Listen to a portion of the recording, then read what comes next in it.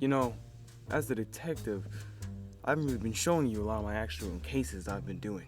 Here, allow me to show you this one of my personal favorites, if you will. Check it out. Aura Suavia. Now, when we first heard from Aura Suavia, the name might sound familiar. As far as the witness went, we still have his call to this day, and what he said was very interesting. I saw him at the Ginger's Ibiza party at the Phoenix. He seemed like a lovely guy, but then he tried to sell me all kinds of junk. Rainbow Warriors, Cosmic Dreamcatchers, and I find out he's some kind of odd icon of the drugs world. Like I'm gonna go to jail for being caught handling Maribane. 10 to 20 years of having to watch where I pick up the soap, sod that. Mr. Elixir's witness statement, well, it didn't help us too much. We knew we heard the name before, so we had to go back to our old files to see what we found on him. As far as Mr. Elixir told us, all he was some simple crook, a drug dealer. But we remember something much darker on him, but we couldn't quite put a finger on what he did. So we started scanning around the files, trying to see if we could find anything to lock this crook up for good. The only thing I could find on the man was that he was suspected of an abduction case. The only thing of that is that we had 2 witnesses that said they believed it was him at the time. So, who else could we go to? We could go to the suspected abduction person's parents, but then we'd have to convince them to talk to us. So we had to do that later down the line. For now, maybe we can talk to our old friend, Mr. Elixir. Perhaps he had something to know. Later that evening, I ended up calling Mr. Elixir.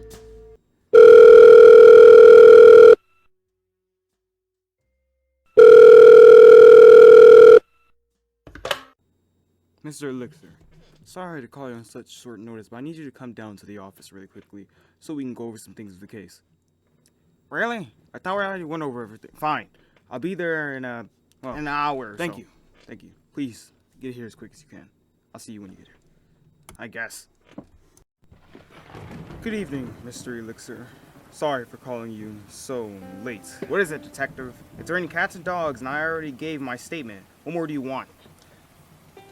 I just want to ask a couple more questions about Aura Suavia, if you don't mind. Alright, let's make it quick. What do you want to know? Thank you, Mr. Elixir. First, I want to know, when did he first approach you? And did you see anything strange? Well, now that you mention it, he was acting strange, kept fidgeting and looking at the door, like he was afraid someone was perhaps coming to get him. Oh, no. Like he had something outside that he was worried about. Like that feeling when you think you left the keys in your car, but you don't know for sure. So you keep looking back, worrying about that it's still there. Only 10 times worse, though. Thank you for your time, Mr. Elixir. But just one last question before you leave. What is it, detective? What do you want to know? Did you happen to see his car by any chance? I only caught a small glimpse of it, but it was a red car with golden lining in the front. Very nice. This has been all very helpful, Mr. Elixir. That's all the questions I have for you now. Thank you so much. Oof. Thank goodness. I gotta get back to my radio show. I'm out of here. Have a good rest of your day, detective. You as well, Mr. Elixir. You as well. Shortly after that interview, Mr. Elixir left.